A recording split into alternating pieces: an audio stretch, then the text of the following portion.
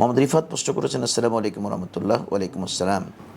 আচ্ছা, আপনার কাছে একটা মানুষ টাকা পায়, মানুষটাকে আপনি খুঁজে পাচ্ছেন না, আপনি দীর্ঘ সময় অপেক্ষা করবেন তার জন্য, তার কোনো খোঁজখবর আছে কি না বিভিন্নভাবে আপনি তার খোঁজখবর নেবেন, কোনো আত্মীয়স্বজন বা মোবাইলে স্ট্যাটাস দেবেন, মানে ফেসবুকে স্ট্যাটাস দিতে পারেন যে এরকম এরকম লোকটি আমার সাথে বন্ধুত্ব ছিল, সম্পর্ক ছিল, এলাকায় থাকতেন, উনি বর্তমানে কোথায় আছেন, বা আপনি যদি আমার এই ফেসটি ফলো করে থাকেন, আপনি যেখানে থাকেন আমাকে সাড়া দেন।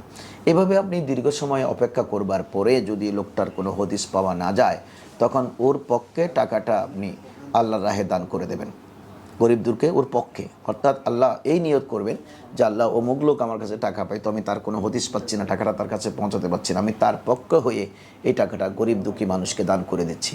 তখন এই দানের টাকার সওয়াবটা ওনার অ্যাকাউন্টে পৌঁছবে, যিনি আপনার কাছে টাকা পেত ওনার কাছে পৌঁছতো।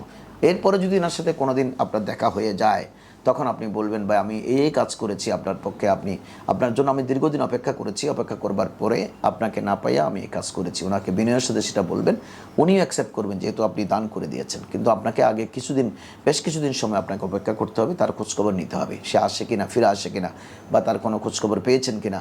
সম্ভব হলে ফেসবুকে তার ব্যাপারে লিখবেন, লিখে তাকে জানাবার চেষ্টা করবেন, এরপর আপনি সিদ্ধান্ত নেবেন। আশা করি বিষয়টি আপনি বুঝেছেন। আপনাকে ধন্যবাদ।